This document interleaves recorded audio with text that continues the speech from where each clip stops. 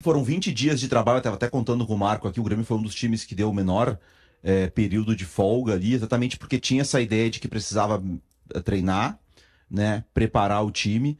O Cruzeiro, eu brinquei antes sobre a questão do ritmo de jogo, né? O Cruzeiro fez 2 amistosos de nível bom contra a Banfield e contra a Defensa e Justiça, os dois times argentinos, lá num torneio que teve em Cariacica. Mas assim, podia fazer também Grêmio e Inter, né? Vai pro Inter, vai pro Grêmio, vai pro Inter. Podia ter feito um amistoso mais forte do que enfrentar o glorioso. Lá que o Grêmio enfrentou o. Aimoré. Aimoré, né? Que foi o Grêmio que escolheu jogar contra o Aimoré. E ainda teve o jogo contra o São José, que estava no calendário, enfim, mas podia ter feito um amistoso mais forte se quisesse. O que chama a atenção, assim, do Grêmio é que o Grêmio trabalhou o tempo inteiro pensando nessa base de time. Lembra que a gente comentou aqui o jogo contra o Aimoré, esse, Lucas Esteves na lateral, né? Ó, o Mano tá pensando no Cruzeiro, que não pode contar com o Marmon, com o Cristaldo de 10. Quando o Edenilson entrou, por exemplo, de volante, até que existe a possibilidade de entrar o Edenilson para ser um terceiro volante contra o Cruzeiro, mas quando treinou contra o Aimoré, o Edenilson joga de volante com o glorioso Luan Cândido. Então, assim, o Grêmio e o Meia, o bom salve, o Grêmio sempre preparou o time no 4-2-3-1 para jogar com o Meia por dentro, para jogar com o Avison de um lado, com o Amuso do outro, na ausência do Kike Oliveira, e chegou lá e jogou assim. E jogou assim e estava completamente bagunçado em campo, sem capacidade alguma de marcar o Cruzeiro. A entrevista do Mano pós-jogo contra o São José dizendo que esse era o tipo de jogo que ele gostava, que favorecia o estilo do Grêmio, porque o Cruzeiro joga e deixa jogar. O que aí tem um erro enorme de análise do Cruzeiro. O Cruzeiro não deixa jogar. O Cruzeiro não é um time faceiro, não é um time que se expõe e dá espaço, pelo contrário, o forte do Cruzeiro é pressionar. É um time que tem a terceira menor média de posse de bola do Brasileirão.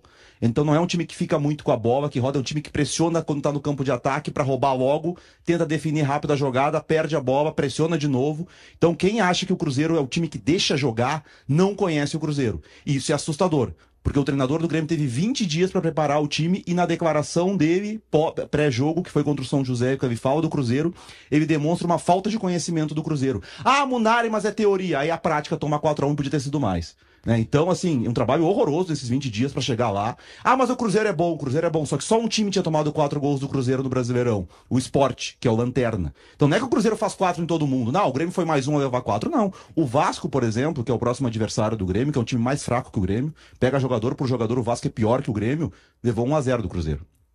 Então, assim, horroroso. Esses 20 dias que o Grêmio trabalhou, tem que dar explicação internamente. Lá, o seu Rossato, o seu Guto Peixoto lá, o Vivian, tem que cobrar. Que trabalho foi esse que foi feito para tomar 4 do Cruzeiro? Para jogar dessa forma? Eu vou esperar que agora o Munari já amaciou, eu vou continuar. Na verdade, assim, a minha surpresa, Kelly, é que o Grêmio cumpriu exatamente o que prometeu que faria, né? O Grêmio é um time que joga com bloco baixo. A gente estava até fazendo esse levantamento aqui antes do programa. O Future fez uma análise de todos os 20 times do Brasileirão. O Grêmio é um dos times que se defende mais atrás, mais próximo do seu gol.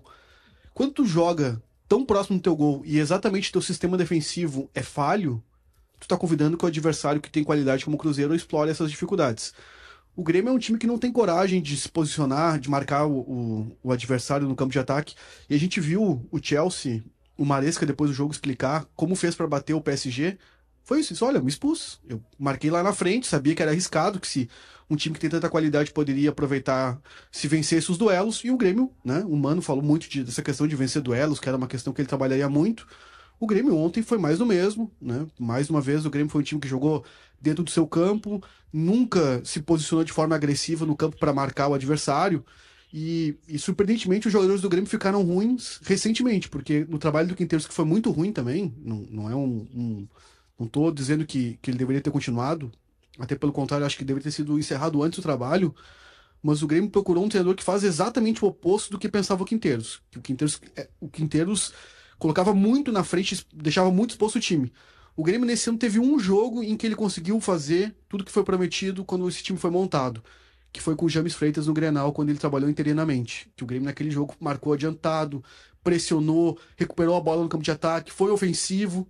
E hoje o Grêmio, na verdade, é um time que tem medo de marcar na frente, tem medo de se expor, e quando a gente faz as coisas com medo, essas consequências estão aí postas, né? 4-1, e poderia ter sido mais do Cruzeiro ontem. Bom, um ponto importante que eu quero tratar com vocês foi abordado por Mano Menezes na sua entrevista depois do jogo, e tem a ver com a falta de competitividade da equipe. Ele disse que o Grêmio não competiu e que vai precisar fazer algumas mudanças na equipe aí para o jogo contra o Alianza Lima. aí já pela Sul-Americana. Vamos ouvir o técnico gremista e daqui a pouco a gente segue o debate por aqui.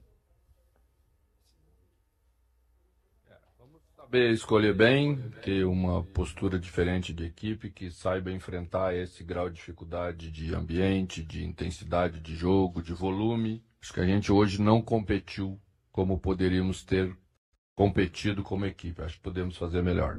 E nos escondemos um pouquinho também de pedir a bola no momento mais difícil do jogo. É nessa hora que você tem que ter personalidade, não pode abrir mão de jogar. Difícil ou não, tem que jogar. Tem que assumir as responsabilidades. Para estar num clube grande, tem que assumir as responsabilidades.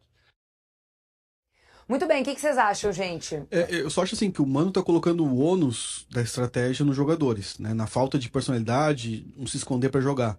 Eu acho que não é o que aconteceu ontem em campo. De novo, para mim, a estratégia é o que conduz ao comportamento dos atletas. O Grêmio joga marcando dentro do seu campo, deixando o adversário sair com a bola. Quando um time adversário tem jogadores qualificados, como Matheus Pereira e o Caio Jorge, que está numa fase espetacular, tu tá convidando que o adversário venha jogar dentro do teu campo, tu tá convidando que o adversário tenha a bola, tu tá convidando o adversário a te explorar exatamente o que tu não faz bem, que é se defender. Então, eu acho que, eu entendo o que o Mano quis dizer, não acho que ele esteja passando a responsabilidade para os atletas apenas, tanto que ele abre a coletiva dizendo que a responsabilidade é do técnico, mas, de novo, eu acho que o técnico induz o comportamento no time. E hoje o Grêmio, e tem sido assim nos últimos meses, o Grêmio é um time que joga recuado demais. O Grêmio convida muito o adversário a estar no seu campo. O Grêmio não é agressivo. O Grêmio não toma esse protagonismo que o Mano pede que os jogadores tenham. O Grêmio, como equipe, se propõe a não fazer isso. Então eu acho que é difícil colocar nos jogadores só apenas o ônus agora de ter esse comportamento mais agressivo. Sem colocar culpa, ônus, bônus em qualquer que seja o jogador, eu quero perguntar para vocês o quanto fez falta o Dodi. Não pode para criar, eu acho que no Dodi o problema, a questão, né? Não pode o Dodi virar a solução dos problemas do Grêmio. Assim, o Dodi é melhor que o Alex Santana, sim, né?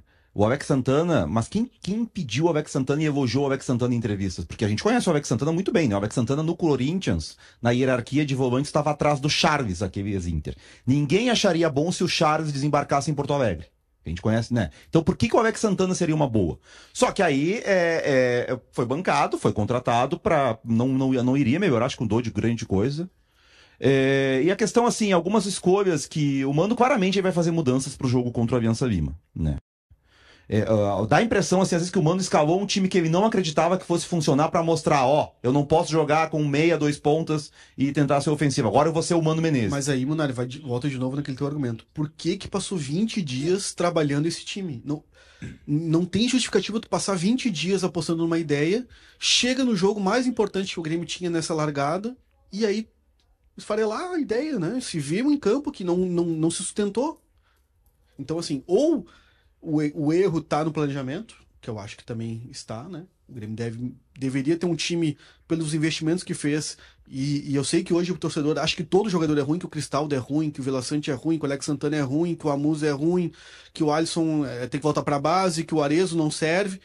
Mas, gente, se todos os jogadores estão errados, o sintoma não é individual, o problema é coletivo. Assim, o Cruzeiro de ontem, né? Claro, tu tem o Matheus Pereira, tu tem o Caio Jorge, mas tu tem como titular 2 jogadores que saíram daqui, os caras queriam matar, o Wanderson e o Lucas Silva. O Lucas Silva jogando. Por exemplo, o Lucas Silva é melhor que o Vila Sante? É melhor? Mas quando tava aqui...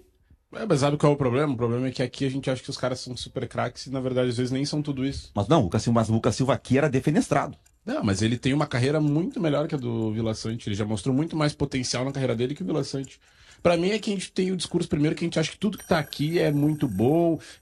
Vila Sante é um dos melhores do país. Calma lá, mas enfim, não é nem esse o ponto. Mas com o Renato ele foi eleito o melhor volante do Brasileirão. Tá, mas o Lucas Silva já foi pro Real Madrid. Se é isso, então. Não. Eu digo assim, o Vila Sante já jogou muito mais do que ele joga quando ele era bem treinado. Certamente já jogou mais, não é nem esse o debate. Eu acho que eu vejo o Vila Sante hoje pro Grêmio, por exemplo, como o Edenilson esteve pro Inter. Tu não pode querer dele o protagonismo. Se o protagonismo do time for dele, tá tudo errado. Vila Sante é um dos melhores do país. Calma lá, mas enfim, não é nem esse o ponto. Mas com o Renato ele foi eleito o melhor volante do Brasileirão. Tá, mas o Lucas Silva já foi pro Real Madrid. Se é isso, então. Não. Eu digo assim, o Vila Sante já jogou muito mais do que ele joga quando ele era bem treinado. Certamente já jogou mais, não é nem esse o debate. Eu acho que eu vejo o Vila Sante hoje pro Grêmio, por exemplo, como o Edenilson esteve pro Inter. Tu não pode querer dele o protagonismo. Se o protagonismo do time for dele, tá tudo errado. A mesma coisa é a gente acreditar que se o Dodi estivesse, por exemplo, o Grêmio seria melhor. Ó, aí, quem é a contratação do Grêmio? O Alex Santana, que era reserva do Corinthians. Peraí, Grêmio e Corinthians não são do mesmo tamanho? Então, o reserva do Corinthians, claro, com algumas exceções, não pode ser que chegue do Grêmio para ser o titular. O Corinthians é o quê? Vou deixar... O Corinthians é muito bonzinho. Né? O Corinthians vai abrir mão de um jogador para mandar pro Grêmio. Vini, deixa eu aproveitar. O Will Ferreira, o corintiano que assiste o Segue o Fio, ele mandou o seguinte: eu passei a semana inteira avisando vocês gremistas que o Alex Santana era uma carreta bitrem carregada. Vocês não acreditaram. Tá aqui o recado da nossa audiência. É que assim, só pra também, entre aspas, defender o Alex Santana, ele tem uma característica diferente da dos outros volantes do Grêmio. Eu acho que essa é a justificativa. Se a gente concorda ou discorda, é uma questão. Só no ponto de vista técnico, ele de fato tem uma característica diferente da dos outros volantes. Ele tem uma característica diferente de jogador de futebol. Não, mas se a gente for voltar até os gols que o Grêmio... Que pesado, Vini Moura. Mas, característica diferente de jogador de futebol. De todo e qualquer jogador de futebol, assim, Aí fica né? A gente sente uma pitadinha de ironia, né? É que tem os gols que o Grêmio leva, assim, é de time muito desorganizado, né?